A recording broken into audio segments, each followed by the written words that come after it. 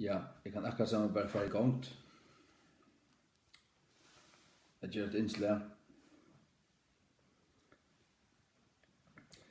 Jeg husker rævlig nek om siste 2 årene.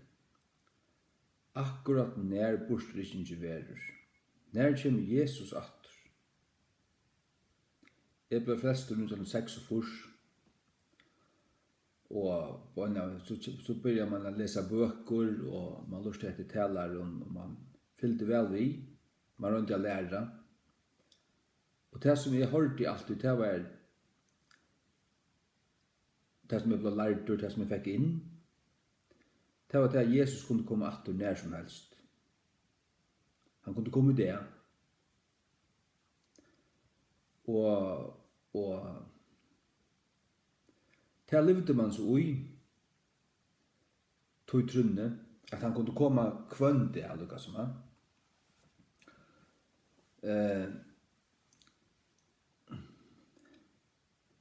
Så i 2013 ta kom en filmer ut som heter After the Tribulation med Steven L. Anderson. Og jeg hukte etter honom og jeg rønte å få grøy og sånne ting om. Og kanskje har man ikke vært nå klar over åren.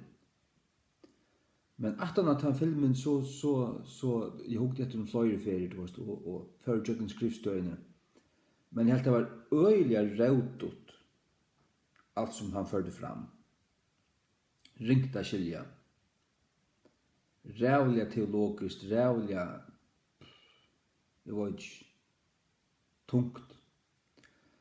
Men jeg flyttet meg så ta over til midtrib. Men jeg har ikke fri ut. Jeg har ikke, jeg har vært hål stadigvæk ui, og det var ikke ordentlig sammen. Jeg forstod ikke ordentlig til bånds. Og så hugsa man om det atter til en tøyva gingen, så 2014.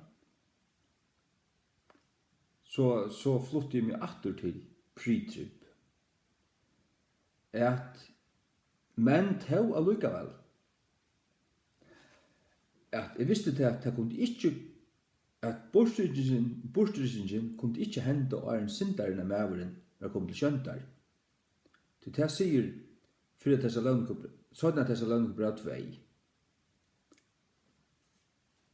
Det stender her, da.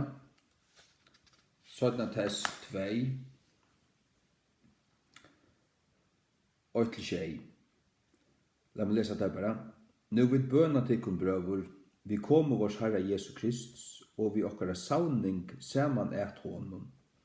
At tid vil ikke kjøtt skekair i sinne, etla vi i auregveier, kvørstje vi anda, etla vi åre, etla vi breve som fra okkon, som at det var Kristus fri hånd.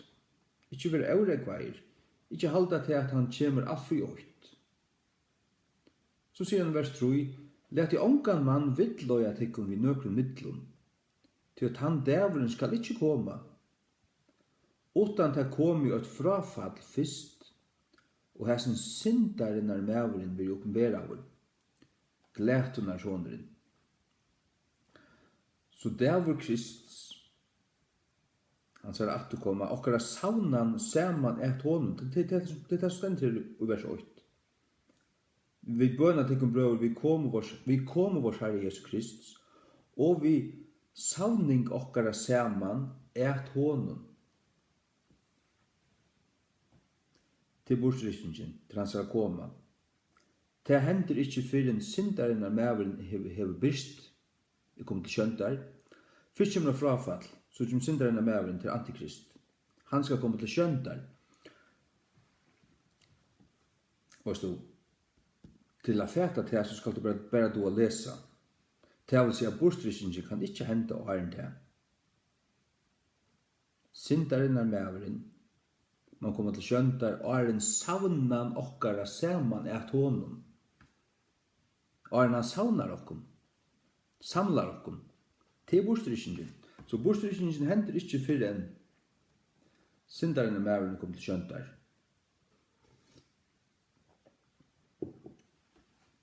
Men så sånn innsittlaver at fyrren suttje et ting til fullnar, så hugsi om det. Og her vi omkring gav en vin som provokerar meg, og hugsar arvis om disse ting. Og han setter meg nekka spurningar, sista frutjate, som finner meg at hugsa. Og i 2 dag,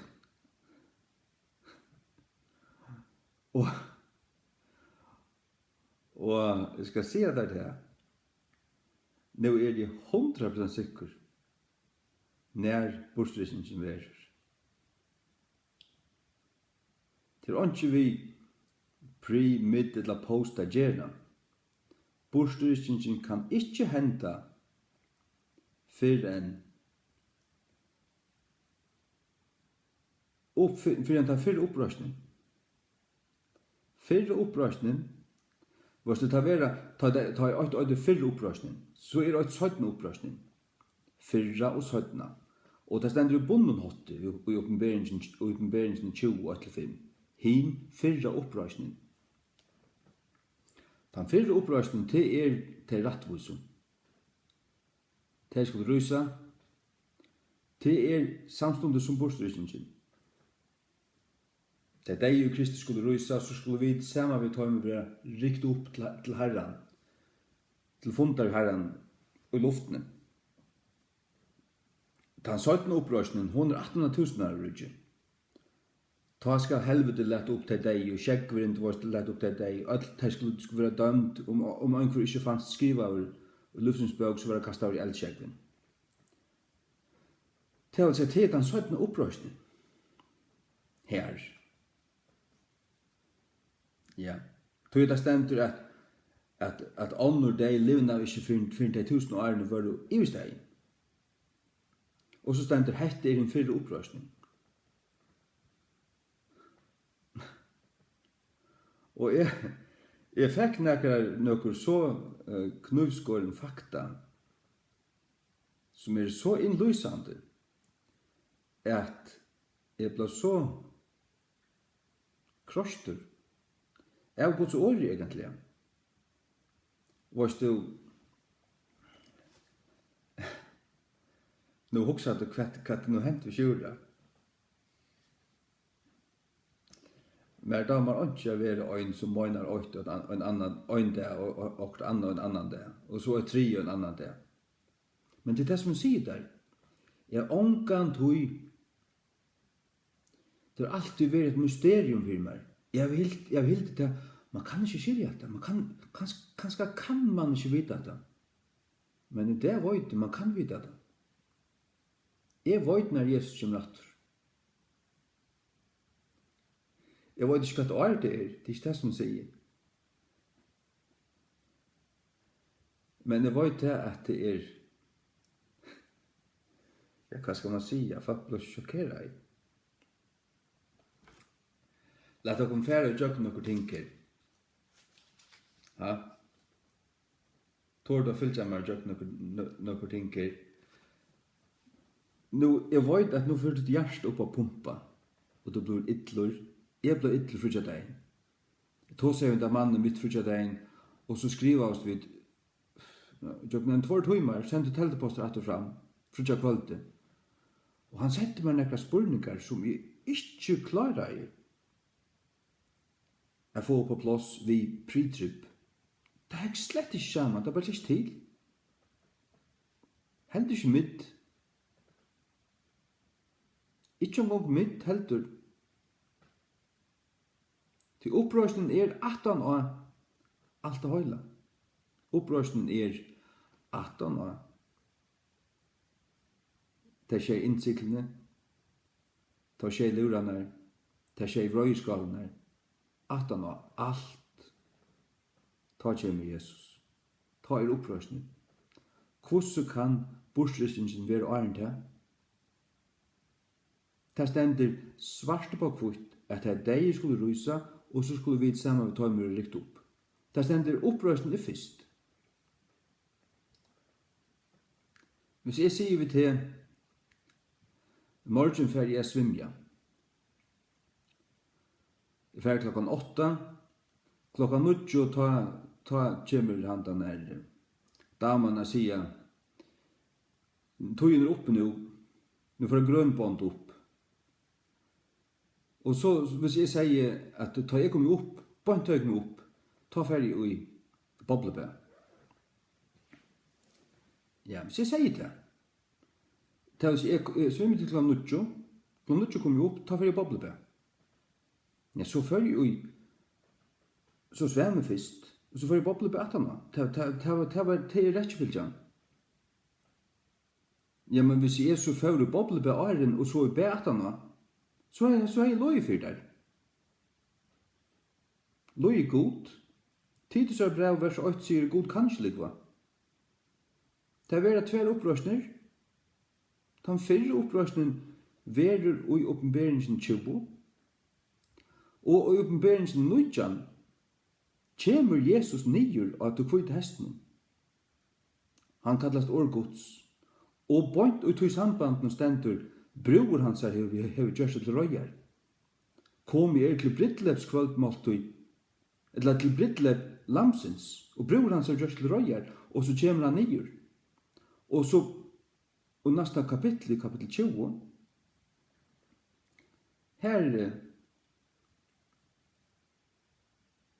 her han kom nyer, og han setter hasetter til å døme, og så stender at de ryser opp. Og hette den fyrre opprørsning. Akkurat som for at hess 4 sier, han skal komme nyer.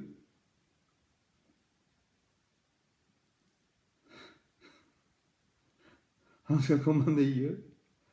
Vi er lura ljøve. Det er det vi skulle ryse. Og så skulle vi være rikt opp.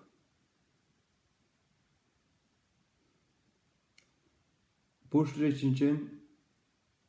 Nu heldur du til at det trykker ikke på bortrykkingene. Jo, vi vet være rikt opp. Men til at Jesus kommer åpenbart ikke tverrferdig. Det er ikke noen hemmelig bortrykking. Det er en bortrykking til han kommer. Og ta skal først eia suttjan. Han kommer nyer. Ta han kom ned til skudgjene. Så ryser det deg jo. Og vi vil være ombrøtt. Og vi vil være litt opp. Vi møter under skudgjene. Men ta fer det ikke til himmels. Når han er ved nyer ta. Vi kommer nyer ved innom. Vi kommer nyer ved innom. Ja. Ta vi til brittleppet, til tar vi møtast.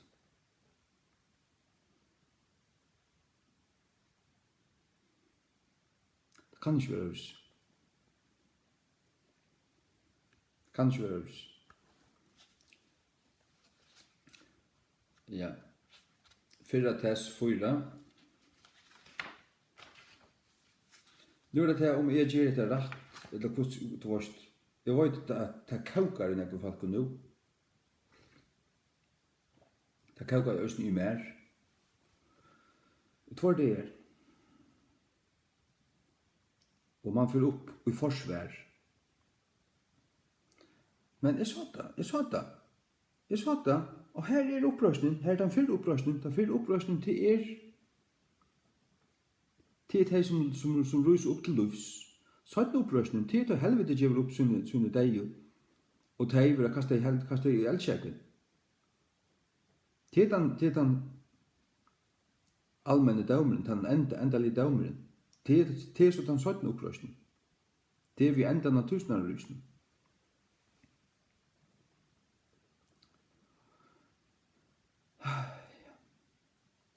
Jeg må si akkurat som jeg ble ordentlig kjøttur. Men til frifilter. Til nu loksins. Suttje i tingene. Og du ikke suttje hvordan nekrande kan komme til nekre ære samføring. Og så du, jeg ble ikke Jeg ble ikke, hvordan sier man, ivetalaver. Det som mævren som snakket vi, han var ikke fullstendig oppgiraver, han tog seg ikke ved dobbeltarfer som en plantemaskina.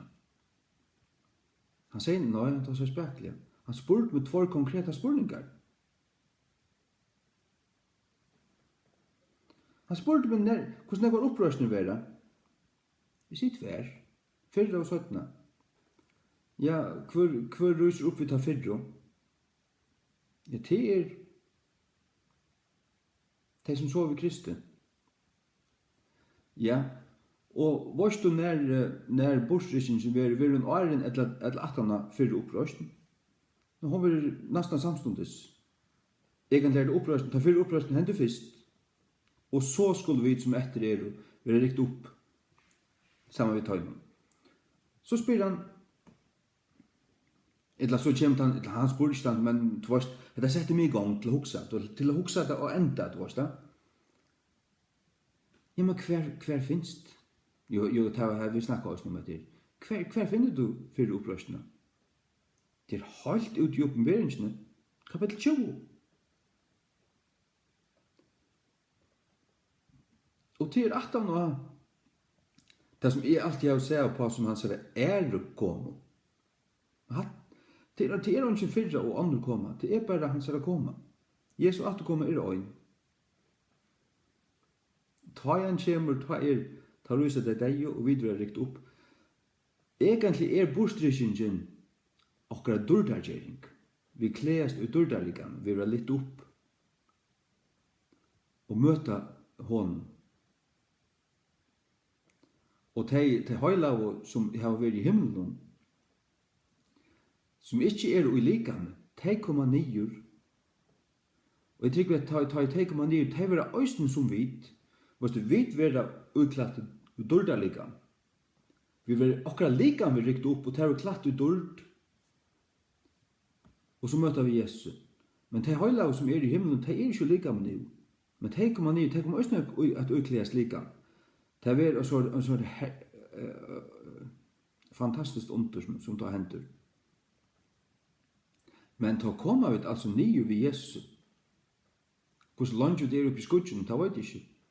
Kanskje tryggva til lunge. Til hans at det kommer. Hvert eier skal suttje han, og så kommer han nye etter.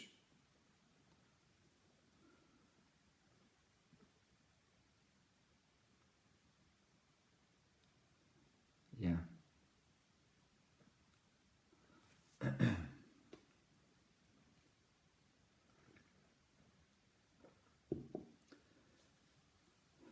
Tekstren borstrykningsna, ta vita det all, til 4 Thessalonikerbrev 4. Råkning vi etter vita. 13-18, lett oss lesa det. Men det vil ikke haft tikkun at vi avvidande brøver, vi vidjande tøymon i sova, at tid syrkje ikkje enn ta en så som heva unga vevn.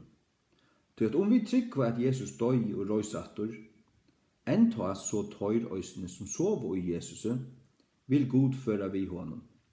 Det deg jo, det skulle være vakt opp, og Gud vil føra til vi honom.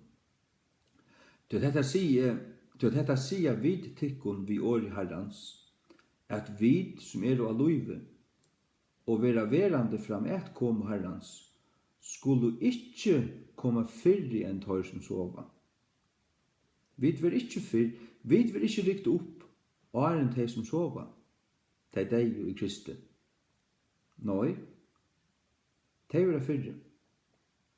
Det vil si at de vil røst opp, og så fer vi opp sammen med tøymen. De lukkast som, de kom opp i grøven, og så fer vi. Så fer vi sammen. Det vil egentlig samstundes, men de først.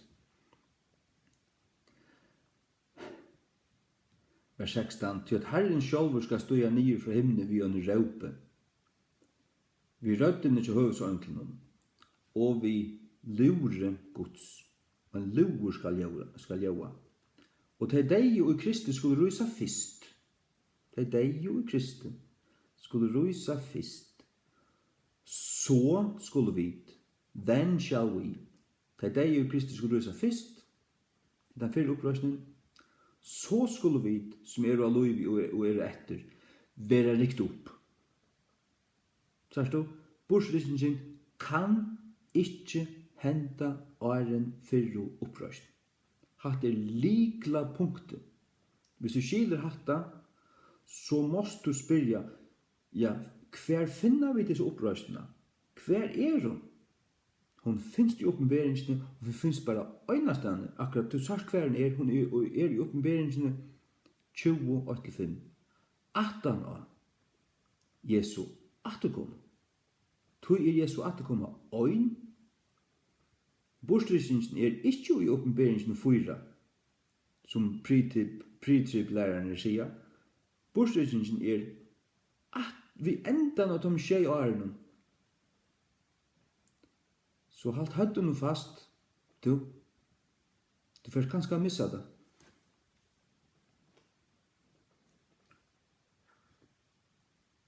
Nå gjør det mening hvor det stender til høylav. Du vet, de som ikke hadde tilbyr han og tilbyr djauret, alt, de rådde Krist. Og det stender om de som var halshøgt under antikristi av djauren. Det stender om deg. Hvor skulle det annars være å gjøre at blive halshøgter hvis vi var rikt borser igjen? Nå har vi vært inntil fyrre opprøst. Så er du øyn for sanne kristen. Han elskar sannløygan. Hvis øyn for verilig kan sannføre meg om vårt kvett, at det som du trus her, at du vet, ja, du vil lære det her, men let meg vise deg. Og han så viser meg. Og mot innere eia, mot andalja skil, mot ande, mot hjärsta.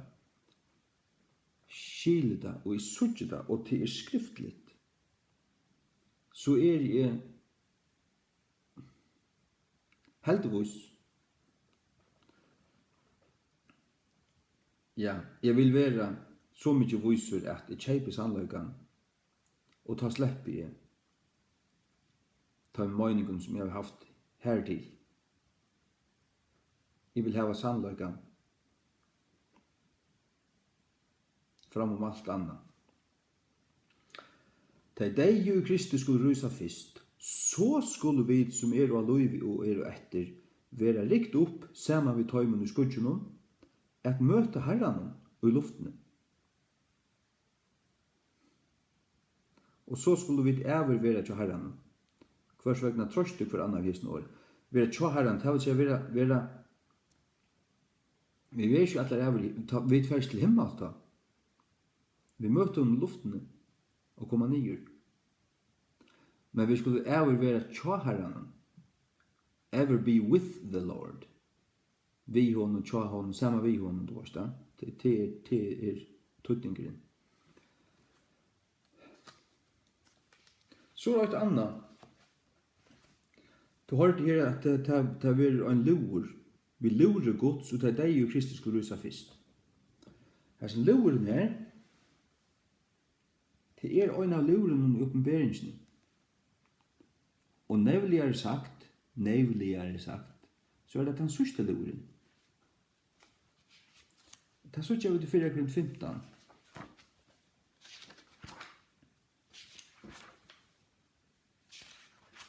Ikke bli ytler nå. Slapp av. 4:15, 1:3-2:3. Så jeg kunne gjøre til noen løgner det om. Vi skulle ikke alle sove. Hva mener vi her? Ikke alle sove. Det er samsværet vi tar som den her 4 Thessalonikerbrev.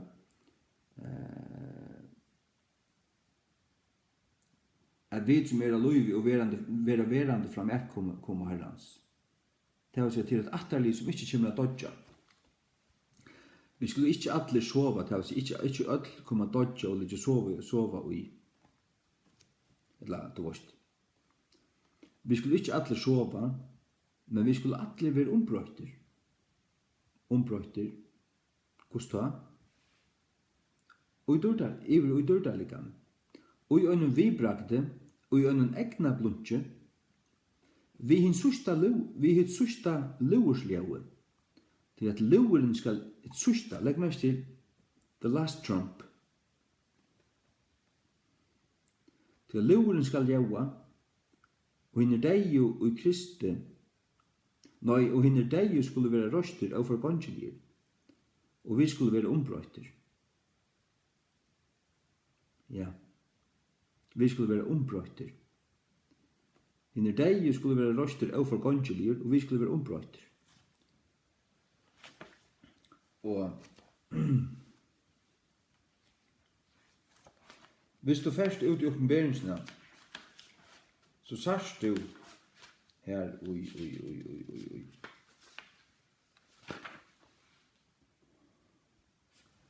Han kjente luren i åpenberingsene 11.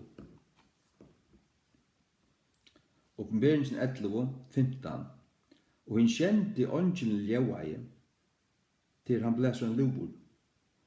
Han kjente ångelen ljauaie, og det var mykla rødder i himne, sier han det. Kongadømene av hesten høymer i våren kongadømene til herravaren og til Kristi hansara, og han skal rujtje om æver og æver. Den kjente luren òsni hansara koma. Åpenberingen sånn at kapittel 8-11 drønar fra byrjan til enda. Fra byrjan til enda. Sørste luren enden. Sørste luren Jesu koma. Sørste luren Jesu atterkoma. Og kapittel 12 fyrir så høyt atter til Jesu føying. Han ser en kvinne som ved baden, og badene til han vil rikt opp til himmelen. Hatt Maria og Jesus. Men òsne Israel og Jesus. Han kvinnan vi taler stjadnen til ikke himmeldrottning. Nå heter Israel, du vet det. Jesus som av Israels att, av Israels raut. Til det stender her til, og kvinnan flytte inn i øyene her hun hever et sted gjort til røyer av gode. Hatter Israel. Hatter Masada. Ta det krekk av seg her i 2-3 år.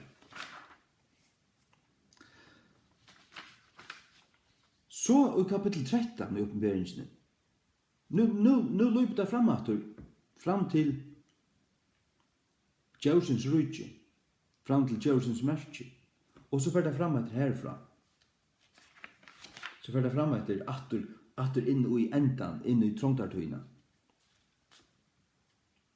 Ja. Men det som vesentligt,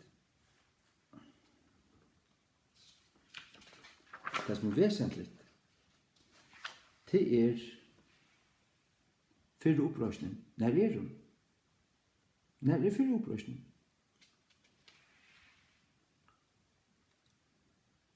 Ja.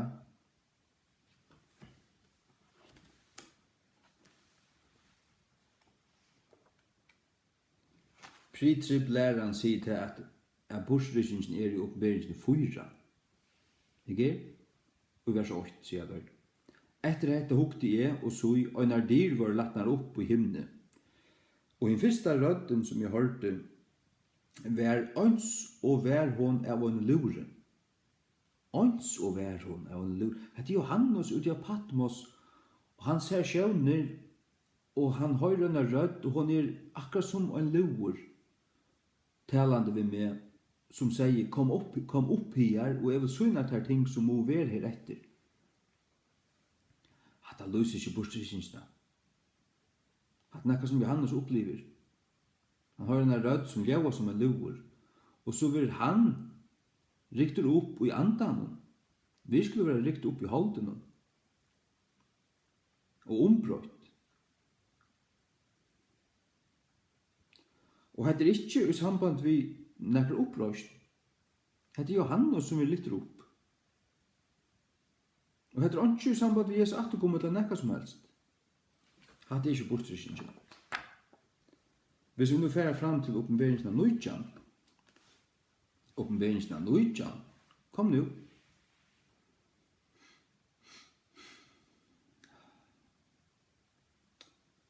Ja, fra vers 5 til dømes. Og en rødd kom ut ur hasetten sigande, «Pryse gode varen alle til tænarar hans, og tid som øttast han, bei smager og mikler. Og jeg hørte som vært av røddena av en miklare fjöld, og som røddena av mongon vøttnum, og som røddena av mektium tårun sigande, Alleluja, til at Herren god alvaldur rævur.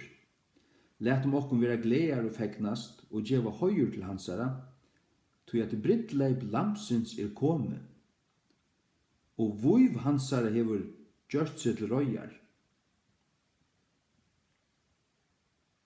Vuiv hansara hevur gjørt seg til røyjar. Så sier du, ja, men hon i himmelen, her hun til røyjar, til brittleips kvöldmat til lampsins. Nei. Hvordan kan hun være i himmelen? Opprørsningen ikke hendt enn. Bortsrykningen ikke være 18 av opprørsningen. Opprørsningen ikke for neste kapittel. Fra oppenberingen 13 til 22 tingene vi må tryggva at det at det skilur gode, at tingene i nøklund og ræfylgjo. Det dei. Ja. Læt meg vera gleðar og fegnast og gjev høyur til hans at hjá brittleip lamsins. Matteus 25. Der tog motjanar, vi midnatt var et råpgjørt fer ut av møte honom. Sjåan det høyla og i himniøstene, tek man i viunum, og tar han kom ned til skutsjene, så vil vi drikt opp, vi møtast ta i skutsjene. Til brittleip landsins kommet, og hans vuiv hev gjørt seg til røyjar, og til henne var givet at hun skulle være skrudd i funt loin, rønt og kvitt, til at det fina loin rattvisen til høylaven. Hør nu. Og han sier ved meg, skriva, signar tår som kallar til brittleips kvöldmåltøyar lamsins. Og han sier ved meg, hesar hinnar sonn og framsakner gods. Og jeg fell vi hans føtter at tilbya han. Og han sier ved meg, sutt til at du gjer det oi, samtjenare tøyne brøra tøyna, som hava Jesu vittnesbord, tilby god, til at Jesu vittnesbord ande profetis. Så kjem det. Og jeg sa himen opplatnan, og så i en kvitur hestur, og han som sett upp i honom var kallar trufastur og sannur, og i rattvise dømer han og fører krutsk. Ei og hans vore som en flamme av elde, og av høtti hans vore mengar kronor, og han hei et navn som ungen nævur kjente, utan sjálfur han. Og han var kladdur vi en kappa, drøpt under blåe, og navn hans kallast Årgods, at Jesus da han kjemur. Og herligene som var i himne fyllde honom oppi av kvitun heston, kladd og i funtluin, ja, kvitt og rønt. Hette Jesu koma. Jesu atterkoma, hon øyn. Hon øyn. Kvoi, hvordan jeg vet det? Tøy at borstrykningen hender ikke fyrr enn fyrru opprøst. Og fyrre opprørsningen stender i bunnen hotte. La dere lese det, oppenberingen 20. Nå ender kapittel 9. Og så sier jeg hva hender til henne kommer nyer. Og jeg så en angel komme nyer fra himne, hevande likjelen til henne bottenleis og avgrunn, og en mikla kjeto i sin hånd. Og han leie halda drekan, han da gamle høggarmen, som djevelen og Satan, og bant han 1000 år. Nå blir jeg 1000 år rydde.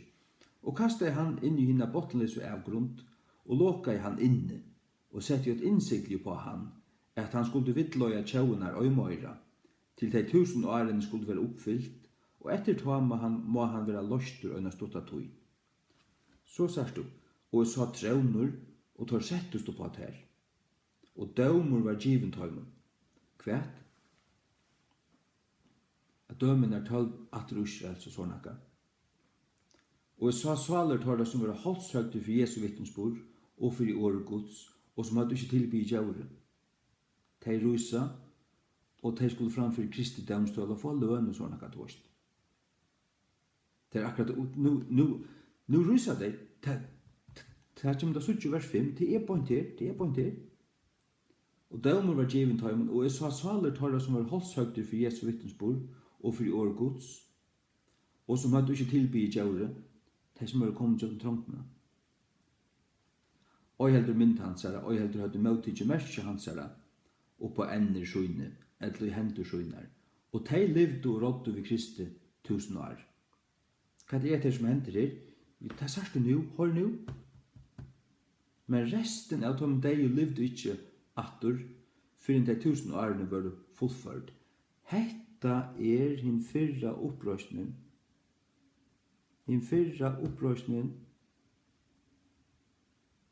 Ta du leser hin fyrra opprøsningen, hva er det? 4 Korint 15, 1-2. 4 Thessalonikerbrev 4, 13-18. Det er Guds ord viser der. Likla avsnittene bortrykkingene. Det er 4 Tess 4, 13-18. Her sørst du.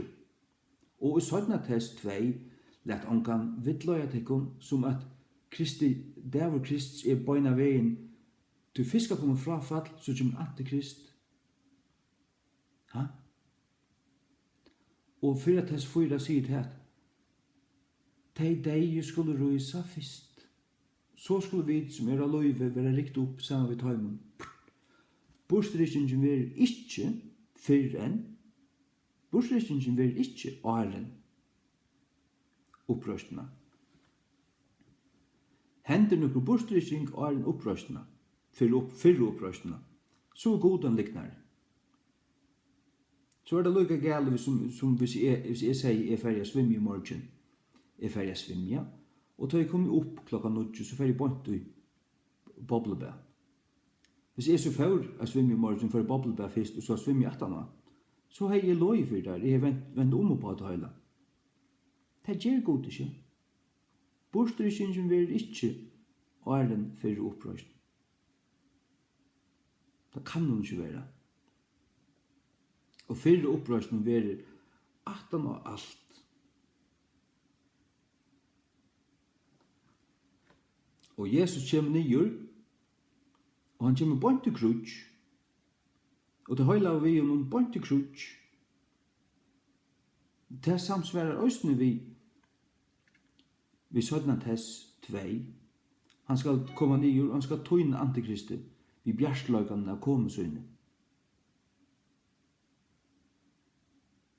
Ja.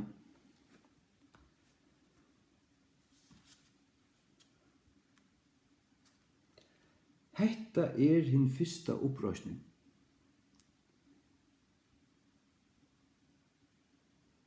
Ja.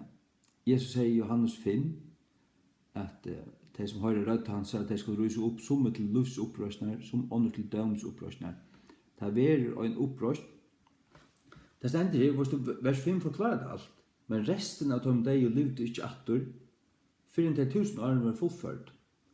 Resten av dem de er de som er i helvete. Nå.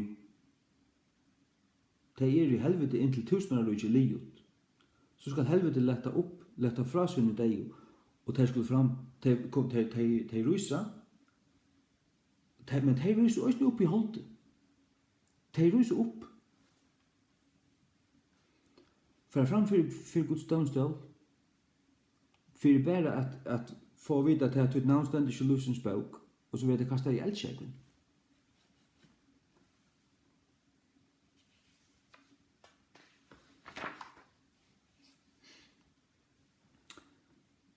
Det synes jeg i endan av kapittel 20.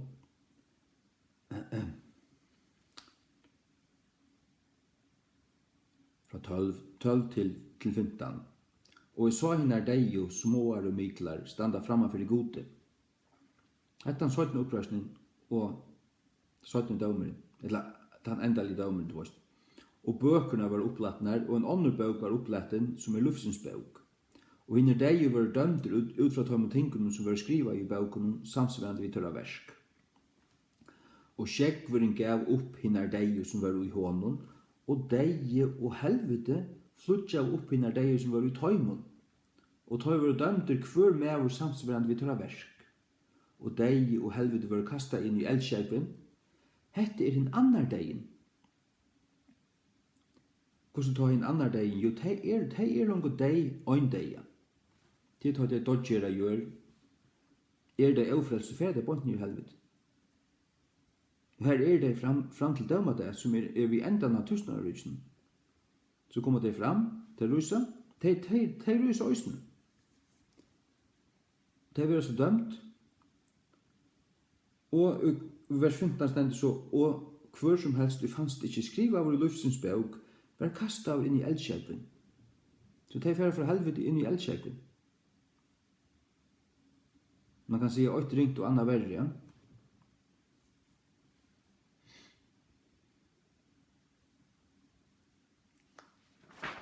Etter det som Bibelen lærer.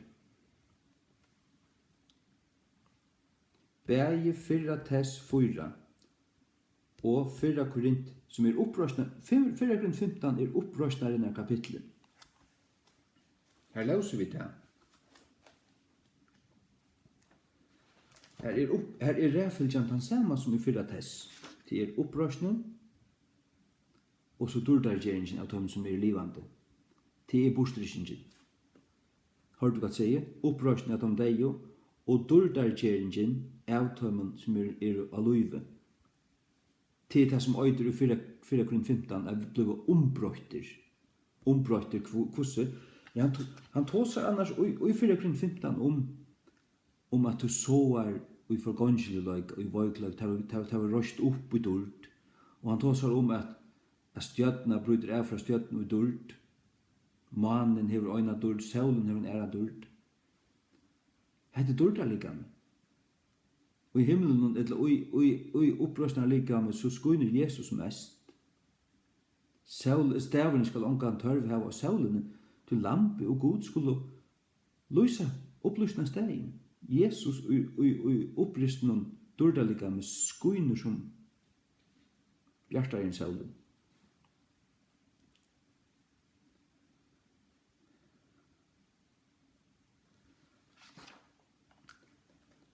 Fyrir 15, 1-2, 8, bare så du hørte 4, så jeg kunne gjøre til noen løgnderdom. Vi skulle ikke alle sova, men vi skulle alle være ombrøyter. Ombrøyter. Fra deilen lika med ivrig avdeiligt, overgångsligt lika. Og jeg vi bragte, og jeg egna blodje. Vi tar sørsta luersljøve at the last trump. Vi tar sørsta luersljøve til at lueren skal ljøve. Og tar deg skulle være røster overgångslige, og vi skulle være ombrøyter. Tar deg skulle være røster, nummer 8, og vi skulle være ombrøyter. Vi som ikke sova. Sova her at dodja til den 4 deg. Ja. Og et annet, det Matteus 24.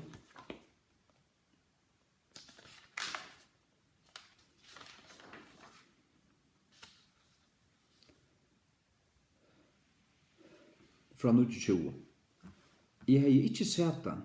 Selv om jeg her i 2013 flyttet meg fra Pri til Midt, årsaker av filmen til Steven L. Anderson. La meg lukka si at jeg pura vent Steven L. Anderson bætje. Lurte etter noen fyr, til han King James Mauer, og fyr var han ofta nok så gauer.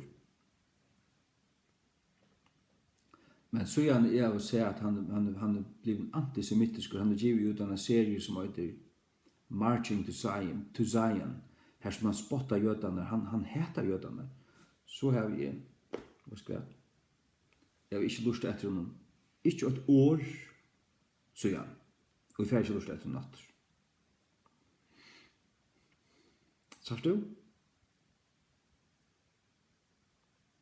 Vi fyller ikke ångon mannen.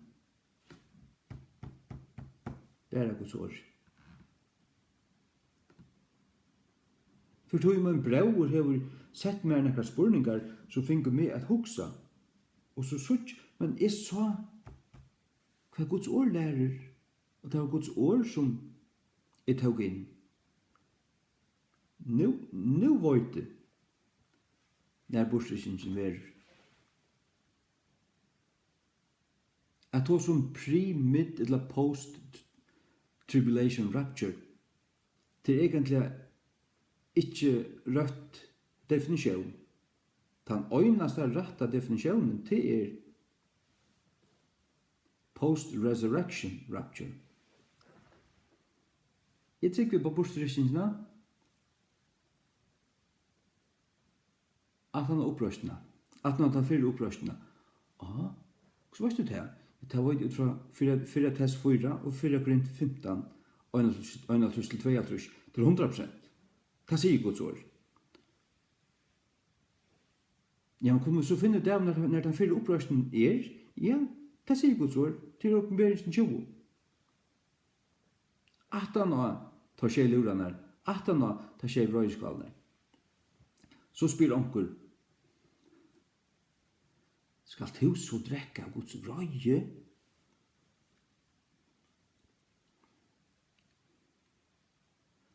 Nei. Jeg skal gjøre den trångt. Men God er vrøye ved heimen. Han er ikke vrøye ved meg. Han er ikke vrøye ved sinne kyrkjo. De kristne har alltid lige. De loja nu. De vil ha krossfest i det. De vil ha brent i det. De vil ha point og torturera i det. Og i Iran, Irak. Det har det alltid vært.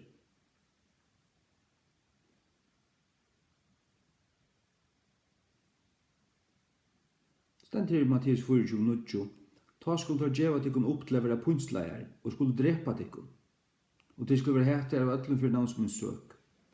Hatt er ikke nødt.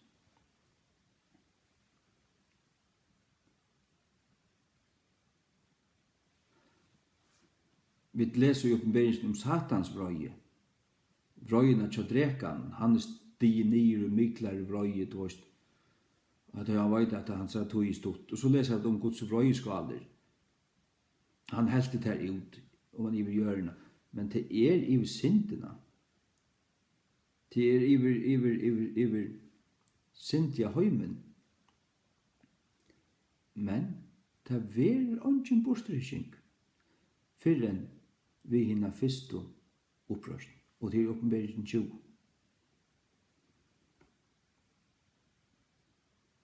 Og som vi sier i åpenberingen 11, her leser vi om sørsta lever, kjenta lever, til skjeilever. Den kjente leveren er at Kristus kommer et råa. Og kongadømmen i Østen Høyme er vår kongadømmen til Kristi. Han skal arve alle hjørne. Hva er det til annet enn byrjan av tusenårrykkene? Til det her. Så kommer lukka som en, hva skal man kalla det? En parodi eller en pausa. En helt annan nøte. Vi skiljer hva kapitel 12 er. Vi sykja da. Og hatt er Israel og Jesus, og hatt er dvars til. Så kommer kapitel 13, og til er bare djauren som kommer opp. Djaurens rydje. Og til er for okkon framtøy. Men nærmast er framtøy. Og så 14, 15, 16, vrøyeskalene.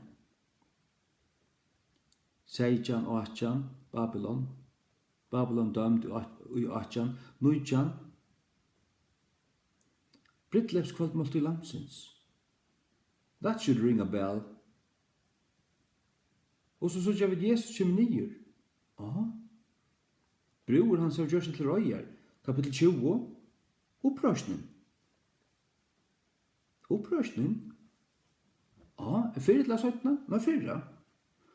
Ja, men det er her som bortstrykkingen henter. Det vil si, Jesus kommer nyer, bortstrykkingen, vi vil ha dårlig gjort, og så kommer vi nyer ved hånden, og her vil ha stått krutsk, videre dårlig liggende, til for at underlegge kongadømmene, til for at Kristus skal kunne komme nyer og rydja som konger. Og så börjar tusenar rydja. Jesus Kristus tøyner antikristi sjálfur. Vi bjørsløkan av konu sin.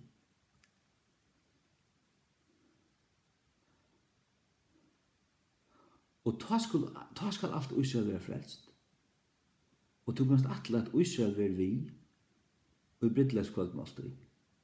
Kanst du atle. Og hver verer hun så? Åpenbart av hjørne. Jeg helt at jeg skulle til himmels. Kanskje det samme, bare du er sammen med Jesus. Det kan gjøre mer det samme. Bare jeg er sammen med Jesus. Ja, men jeg vil jo i opprørsene liggende. Dårdagjørten liggende. Og jeg kommer omkring dodge atter. Og hvis du egentlig lærer Bibelen at Jerusalem skal komme ned i himmelen, ned av hjørnet. Og så kommer eveløgjen, og så kommer nødt gjør. Det er akkurat som at, ja, himmelen, ja, men himmelen og hjørnen kommer nesten sammen, altså. Men allikevel skal hjørnen tøynast, og allikevel vi endan av tusenarrykjen skal Satan sleppas leiser inn og stuttatog, og ta vi et annet krutsk her til endans.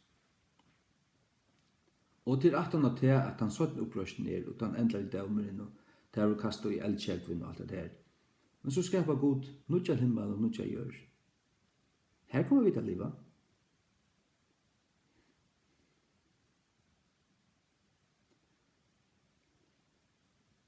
Halleluja.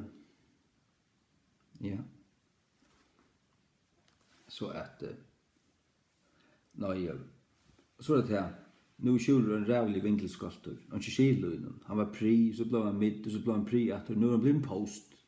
Hatt er rævlig skamskjuler, skammet jeg, og slapp av med over oss. Takk til Selman. Nå, som jeg har sagt, altså, jeg vil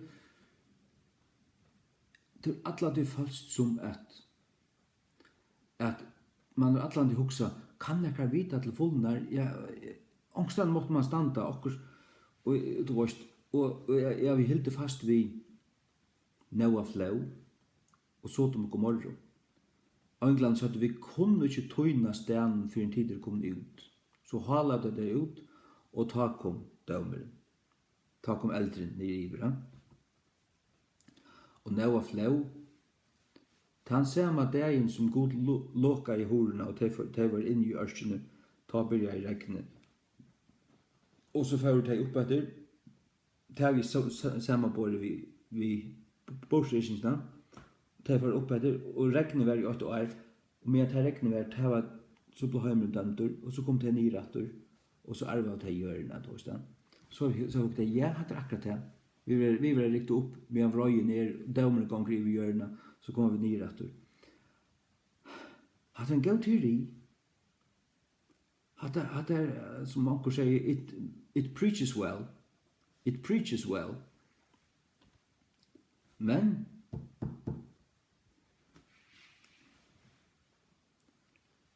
God har sagt vi okkur at i morgen for henne svimja.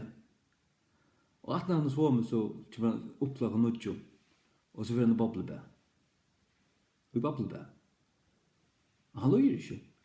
Han har sagt, jeg sier at det er bare for jeg løysa, bruker et døme. Vi kjenda lever, tar som gjest nyer, opprørsning, og bortstrykkingen verer ikke åren opprørsninga. Det er ångan vittløya til kom, som at det er Kristus er fri hånd til, er nu på en av veien. Nei, det er å lese til attor. Nu skiljer jeg alt til fullnar. Det er så klokke. Nå god du simpelthen bare, jeg vet ikke hva jeg skal si, giv meg det. Og jeg har ikke funnet fram til det selv. Nå er en bror spurt med 2-3 spurningar som fink meg å hugsa. Og jeg kan ikke bakka atter fra tog som jeg suttje i årene. Det er ikke bortrykking og en opprøstende.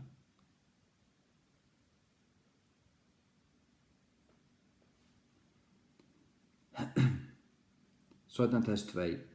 Nu vi bønna til brøver, vi kommer vår Herre Jesu Krist, og vi savning okkara saman at honom. At det vil ikke kjøtt skeka i sinne, eller vi euregveier, hverskje vi anda, eller vi åre, eller vi breve som fra okkon, som at det var Kristi fri hånd. Så setter han okkon en pela, lukka som et marsk. Ikke alt dette at Jesus kommer atter alt for gjort. Han kommer atter, det er en bortrykking. Men så sier han okkon hva skal henda først. Lett det unga mann vittløya tikkum vi nøkru mittlum. Lett det unga mann vittløya tikkum. Det stender også at vi er ikke i myskri, som at han der skulle komme og akkon avværut. Og Jesus sier at til du at kina og tegnun luftarinnar, til suttja når det var godt vever i morgen så er, og til du ikke kina og tegnun tujana. Her får vi nokkur tekin. Lat onga mann vittla at vi nokkur mittlum, til at han dæveren skal ikke komme. Han dæveren kommer ikke utan det kommer frafall først til hender nu. Og hessen syndaren mæveren vil oppenbæra over glæten sonen Antikrist. Er han kommet den? Ikke han endelig. Men ta vi standa av gottene til det. Som stender imot og hever seg sjåvan opp alt som vil kalla god, eller som vil tilbye. Så at han som god sitter i tempelet gods, lysande seg sjåvan at han er god. At det vil aller helst til enderbygda templene til jødene. Han kommer sette seg her og si at han er god.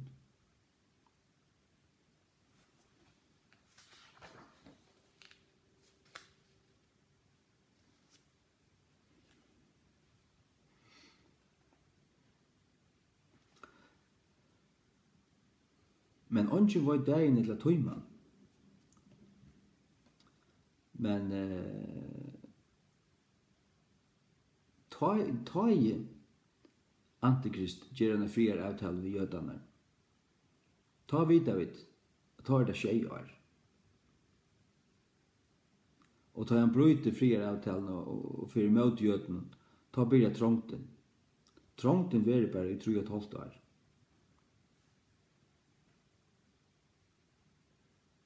Nå vil ikke 6 år. Det er en 6 år periode her, men og til den siste årviken av Daniels 6 årviken, til den siste 6 årene som mangler ut av profetiske klokkene her. Men vi skulle gjøre det. Jeg tar i øynfølte grunn at det er ønsken bortrykking åren for opprørsene. Det er ikke.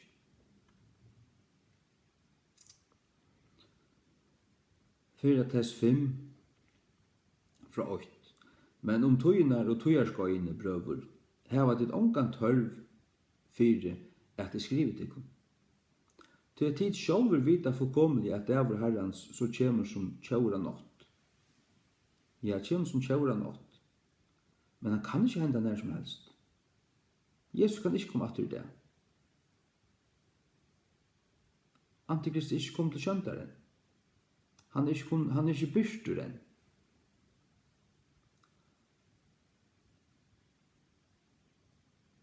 Ja. Og vi varst, vi har jo vist der, oppenberingen nøytja, til 18 år, ta sjælevran her, og vrøyeskalen her.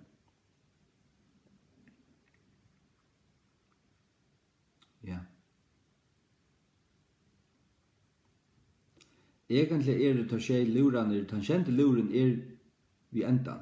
Tangente luren som langt har sagt, til oppenberingen 11. Oppenberingen 8-11 fer fra Jesu føying, eller fra Johannes og Patmos, hems. Halt til endan. Enden i åpenberingen 11 til Jesu koma, til kjente lover. Kapitel 12 en parodi, en pausa. Til lukka som Israels søva fra byrjan til enda atter. Fra Jesus av Israel, hva Israel kom a luja, og forfylkelse ut i øyemørsen og alt det der. Kapitel 13 byrjar faktisk inn i trångtartøyen. Her som, eller Djørsens rydje, hvordan Djørsens rydje kommer til. Og så frametter herfra. Djørsens rydje, alt frametter inntil endan. Så spørs du, jamen kapittel 16 og 18, sier man ikke til, sødde reformatørene ikke til at det katolska skøtjan og alt det der. Jamen for det ikke holdt lengt atter, jo. Og det også den katolska skøtjan. Babylon Rom, Vatikanen. Antikrist lengst siden kom til kjøntar, altså lengst siden den endelige ikke kom til kjøntar, veist du. Syndaren mævurinn, i bonden hotte, han ikke kom til kjøntar, den endelige. Men alle pavane har vært antikristar, og antikristar. Men her er en endelig global religion, som er en formur av katolisisme, men også en formur av islam. Det er en heimstrygg, og trygg vi altså, etter verer. Og antikrist verer en pave, han vil den siste pave, men han vil østene den 12. imameren, Mahdi, han som muslimer vanta seg. Alt kommer å renne sammen og en øyne, han kommer at være øyne som ødel hitja til. Tog kommer til høymene fylkjene, men det er falskt. Jødene kommer halda at det heter Messias. Nek for kristen kommer sikkert å falla fyrir med øyne. Tyverre. Ja. Tog han kommer å lova høymene fri, og kommer at skapa rau i vandan og aufrien som Men det er falskt. Han kommer å halda til at han gaur, men han øndur.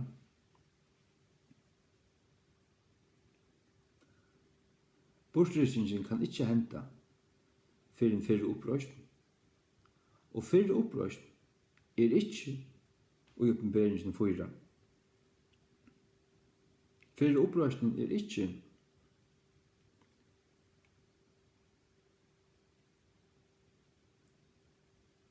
vi en 3 lever eller 4 lever. Nei, fyrre opprøsten vi en 10 lever.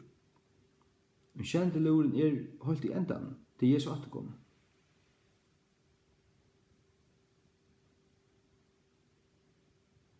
Åpenberingen 11, 15.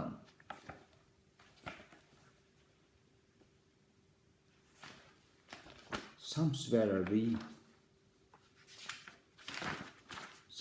vi åpenberingen 9. Åpenberingen 11, 15 til enden, og hinn kjente ångelen levai. Her stendur som iveskrift, hinn kjente luveren levaur. Hetta tar skjei luraner. Den kjente luveren, ta løs ut her, og i 4:15, 1-2, vi hinn sørsta luvur. Hinn sørsta luvur. Hinn sørsta luvur, til nummer 6. Ta kjente luveren levaur, ta ongin luvur etter. Det en sørsta luvur. Hva hender ta? Jo, og en kjente ånden levai, og det var mykla rødder i himne, sigande, kongadømen av sin høymir var en kongadømen til herravaren, og til Kristi hansara, og han skal rujtje om æver og æver. At Jesus atkoma, at det byrjan av 1000 Så enda kapittel 11, så kommer kapittel 12. Og det byrste stått mykje under I himmelen, en kvinna kladd vid solen I manen under foten hennara, og pjanar høtti en krona av 12 støynum. Og hon, verande vid baden, røpte versjandi I føying, og puntist av vera lost. Og det byrste stått anna under I himmelen, så I mykje reir drekje, hevande tjei høtt og tutsi høtt, og tutsi kronor på høtten hansara. Ja. Vers 5, og hon bær fram et svonsbad, at det Israel som føyer Jesus. Kvinnan ikkje Maria her. Kvinnan her Israel. Av Israels att han. Av Juda att. Og hon bær fram et svonsbad. Les Jesu attartalvo, Matteus 8. Hon bær fram et svonsbad som vær at stjøtna öllum tjauum við en stavi av jatne. Og hennara baden var rikt upp et gode og til traun hansara. Til kunne lesa kapitel 12. Mikael og anglar hansara koma så berjast med drekkan. Angel Mikael verndar angelen til Israel. Han berjast for Israel. Så kapitel 13, mitt inn I trångtene. Kapitel 14, lampi av Sion fjallnum. Vi 144.000 vittnum, 12 av hver hatte inn I trångtene. Hatte de jødaner som var hans vittner I for Israel og I trångtartøyene. Kapitel 15, røyeskalner. Kapitel 16, røyeskalner og krutsk. Kapitel 16, Babylon. 18, Babylon fallen. Kapitel 19, Bridleskvaldmål til landsins. Bortskytningen kan ikke være hendt enn. Jeg tog øynfølge grunn at opprørsten har ikke vært. Bortskytningen verer ikke å ha en opprørsten. Hun verer ikke ta. Og hva leste du I kapitel 19? Bridleskvaldmål til landsins. Jeg tid han kjemur, minst til Matteus 25. Av midnatt var et råp gjørst. Færen et råp. Herren skal stå igjen I for himmelen ved en råpe, minst du? 4:4. Vi rød høvesangelsens, og vi lurer godt. Det skal en lureljøa og råp og høvesangelen.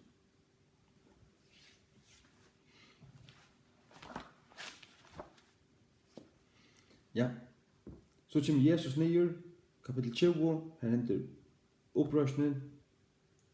Det vil si at ta henter opprørsningen og bortrykkingen.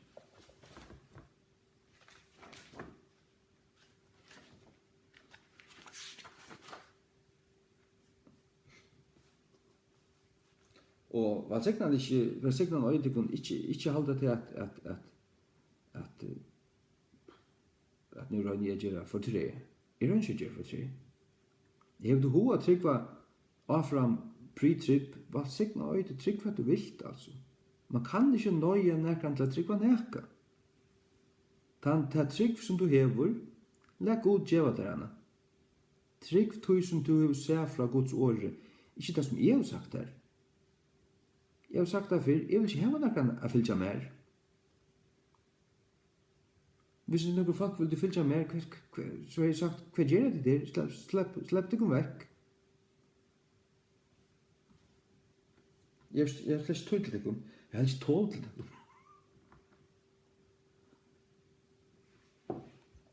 Jeg har ikke godt tål. Høyr, Matteus 24, 29-31. Høyr nu. Her stendte nekka ui her som jeg omkant jeg se. Til at her en luur ui her, og etter 18 av trångtene. En luur, og den luuren han skal savna saman som utvalgte. Jeg hattir hans er søttna koma til, det kan ikke være annet til etter 18 av trångtene, og man bortstrykning homer til åren trångtene, til vi hørst alt mitt liv. Nei, bortstrykningen verer 18 av opprørstene, og opprørstene helt ut I endan. Kapitel 20. 18 av lurene Og at han har vrøyene, så var vrøyskalen her. At han har høyla. At han har at nekvar blir en holdsøgt. At han har større trångtene. At han har høyla alt.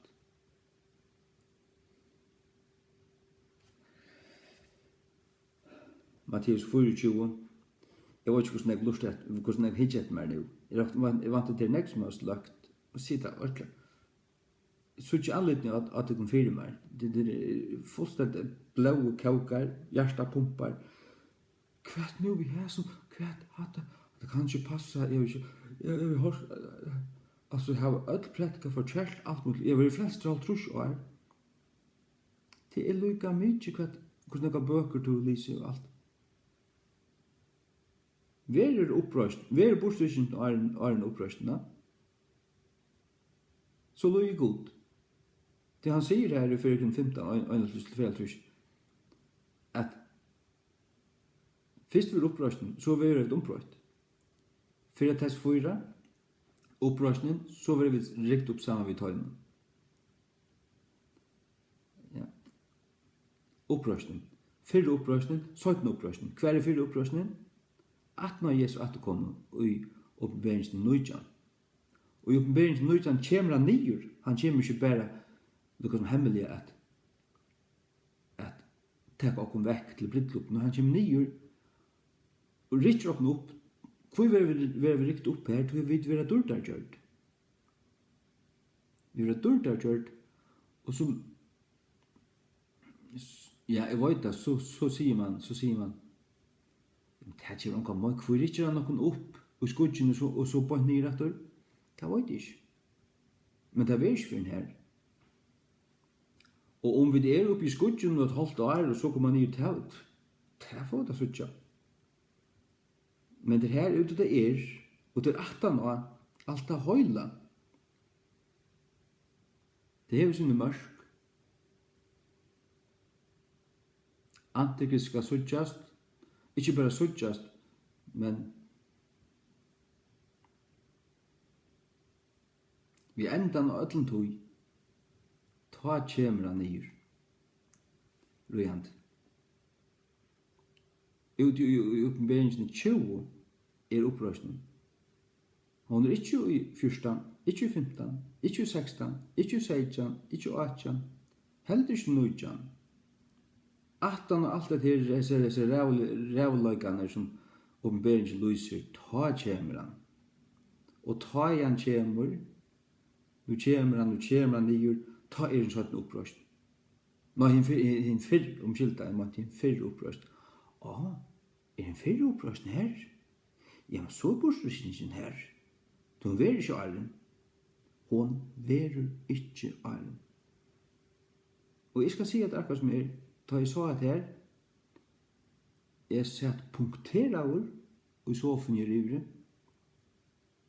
Månde bare ikke sovna.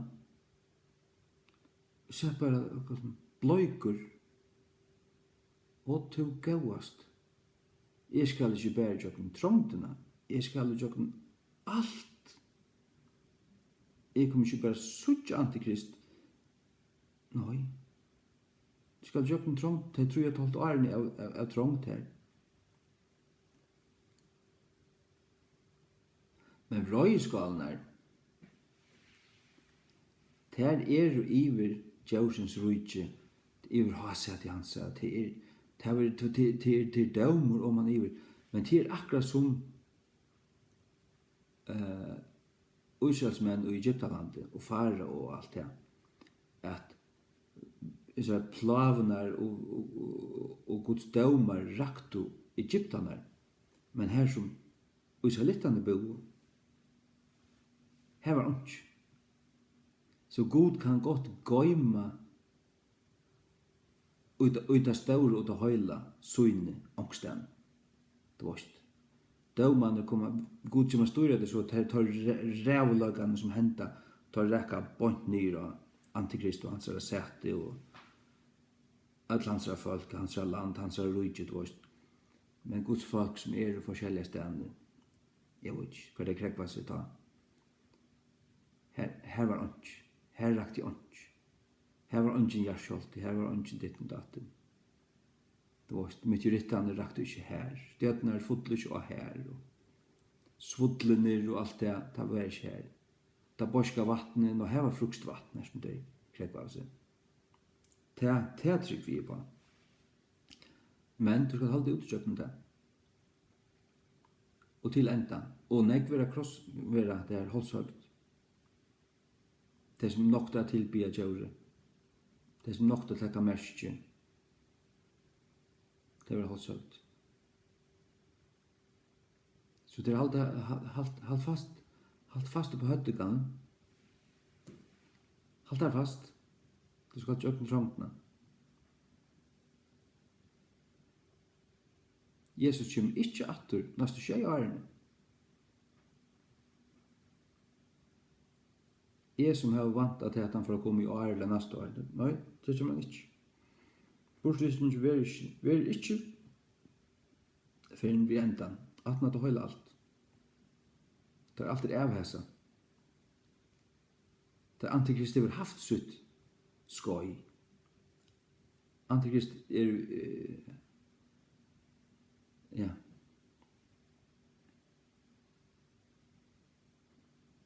Igen, Matteus 24, 29-31. Vi tar samme etter trångslene av tøymon døvenen, skal solen være myskja, og månen skal ikke gjøre skin sutt, og stjøtnene skulle falla fra himne, og krefter himnene skulle være skakager, atna trångtene. Og ta skal byrstast tekin menneskesonarens i himne, og ta skulle allar attargrønne gjerrarinnar harmast, og ta skulle suttja menneskesonen komande i skudjon himmens vi måtte og miklar dord. Ta skulle suttja han, da han kjemur. Han kjemur ikke tverfyr. Og han skal senda ønglar søgnar vi øynen miklun ljaui av øynen lur, hever øyn lur.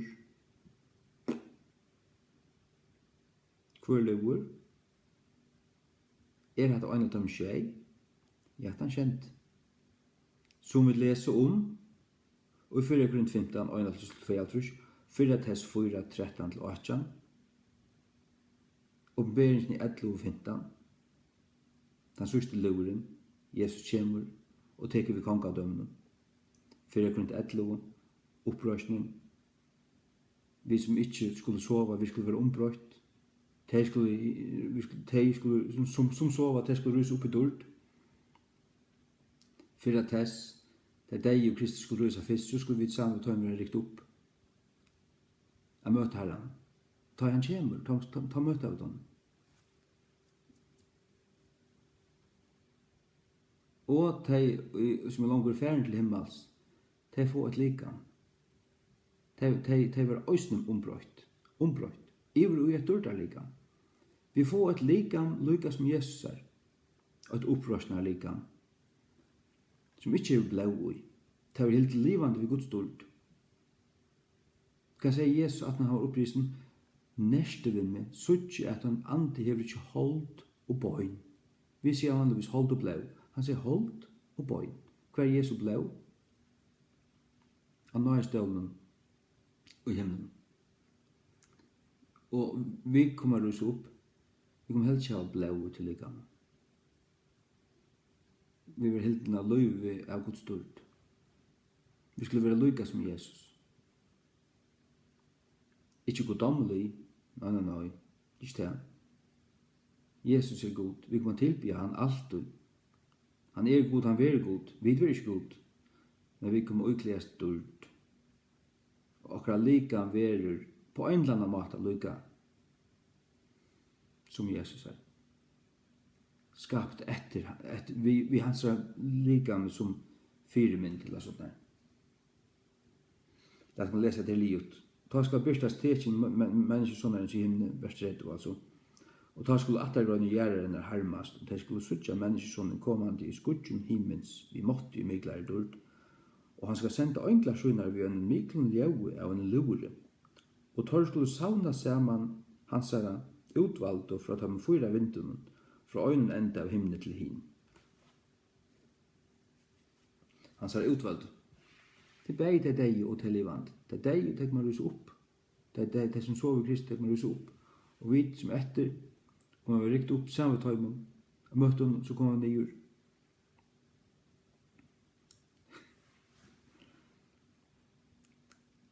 Så er det jo. Ta du varst at du har, at nu falt 5 år, hatte det. Ok.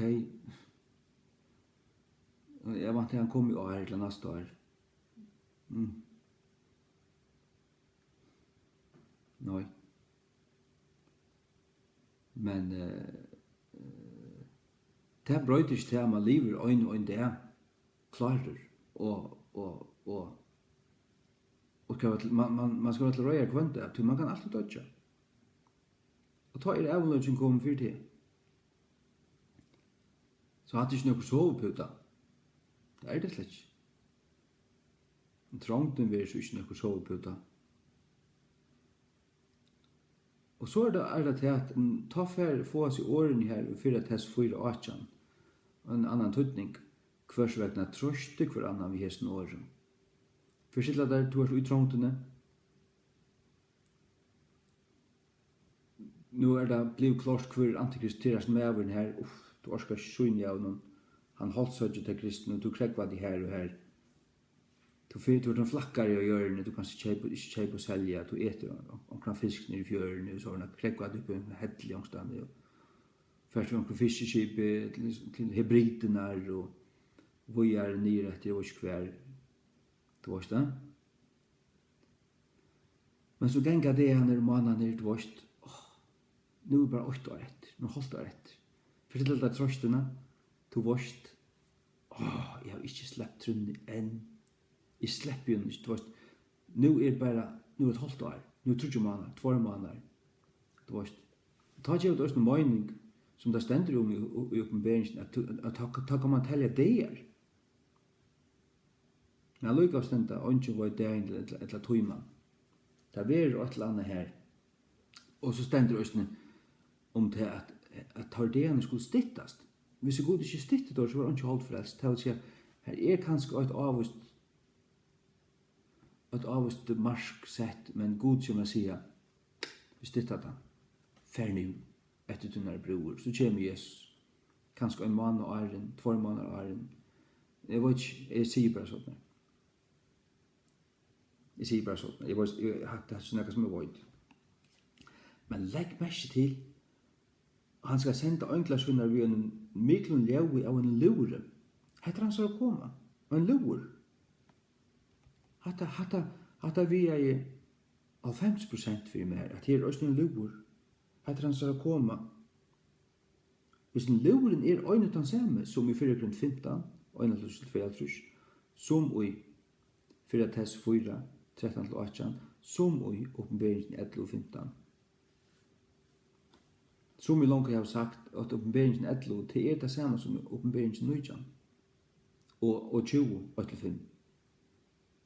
Vers 5, oppenberingen 20, det her kommer han. Kapitel 19, her han av ved, her sast han kommer til oss. Så leser du om brorene og alt, hva nu får at hente. Men i kapitel 20, her henter det. Han kommer, og så opprøsning. Og for opprøsning ta i bortrykningen. Og vi ikke alle.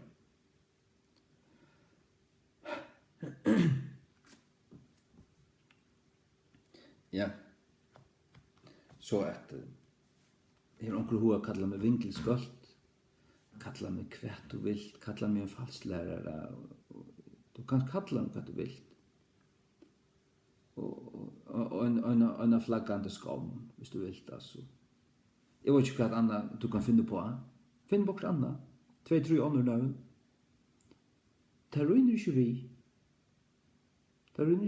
Jeg har sett det.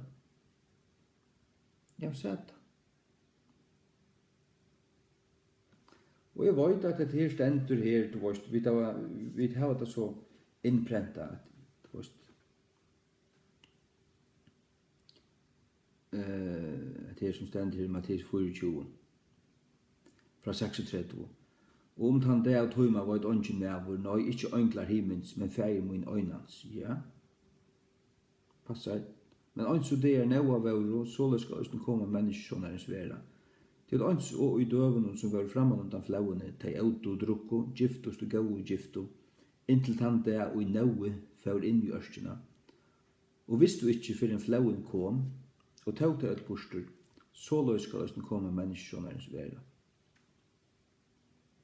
Ta skulle tvær vera marskene, tan øyne skal vera tidsin og hinlaten etter. Det verir så allikevel. Ta bosturikingen ver, hetta lyser bosturikingen. Tvær vera tvær stand her, øyne ver tidsin, og annars stand etter. Det verir så. Tvær koner skulle mela kvøtten, tan øyne skal vera tidsin og hinlaten etter. Hetta bosturikingen. Vet ikke tog at du vet ikke hvem tøyma herre tikkara kjemur.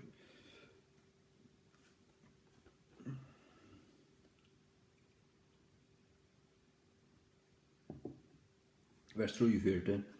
Men vet i hette at husfægeren av husen hei vita og hver i økt tjauren for å komme, ta vildi han haft vakt og vildi ikke haft løft hussutt at være brått opp. Vere tid til østen til røyar, til at ui en slugun tøyma som du ikke halda, kjemur menneskesåneren. Slugun tøyma som du ikke halda, kjemur menneskesåneren. Og herfra hever man lært og hørt alt tøy, at bosturikingen kan henda nær som helst. Nei, så skal du avnokta sånn eit anna, som så pura klart. Han sier her i 17. test 2, let jeg omgang vidløya dekkum, som at han dæveren kan for hånd, til at han dæveren kjemur ikke, og at det kjemur frafall først, synderne mæveren skal byrstast, og alt det her. Det åpenberingen 13. Og skal man ta åpenberingen for fullt, det skal man sjåvande. Det skiljer gode. Du sørst åpenberingen 8-11 til kronologisk fremme. Så kommer 12 til midten. Her noe annet, her lukket som en annen rød, eller en annen frasøken fra begynnelsen til enda, og i kapittel 12.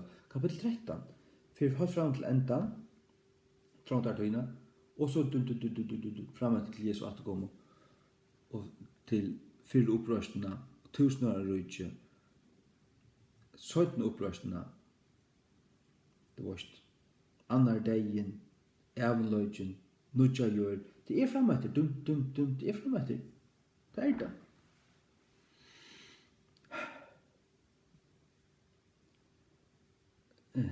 Nå, jeg var ikke sett her, man høyrer her, tid som nå høyrer her, hvis jeg visste det var, hvis jeg var forklare, jeg var slett ikke om jeg var forklare det i røver.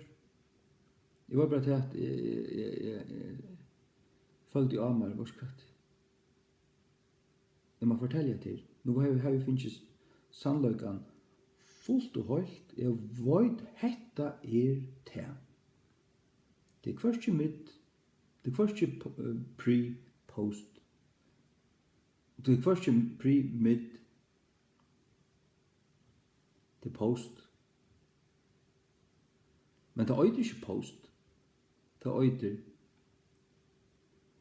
the first resurrection rapture. Bosturikingen være vi innan fyrre opprørst. Det det som det som Bibelen kallar det. Hitt bare så pop. Hoppet i pop. Pop. Populær, det bare tradisjon egentlig. Det det som vi da alltid hørt. Jeg har alltid hørt det der.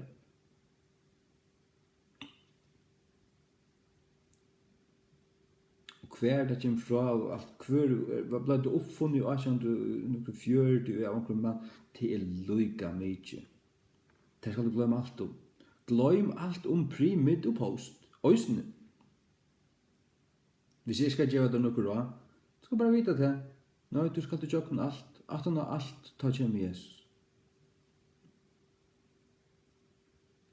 Tog jeg ta en fyrir opprørsning. Hun har holdt her ute i oppenberingen 20.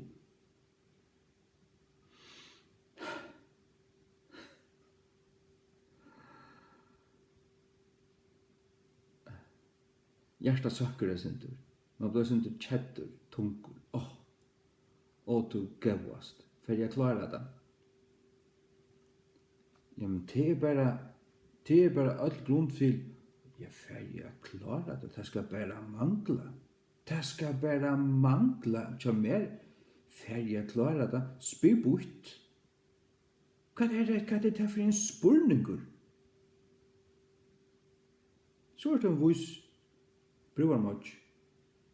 Ja, men er klar til å dodja for Jesus? Ja, det sier Peter Øysten. Ja.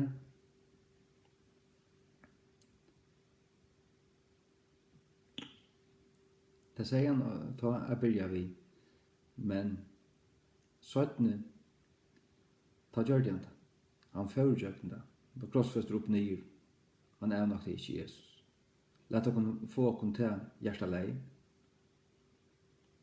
Ja, det er hoa tjoppa høyde jeg mer så tjopp. Tidden det, jeg fer bare høy. Amen, ja? Halt fast. Halt fast for Jesus. Ikke halde fast på høyde, let høyde bæra rutla. Det gjør ikke et øyne slappett. Amen? Amen.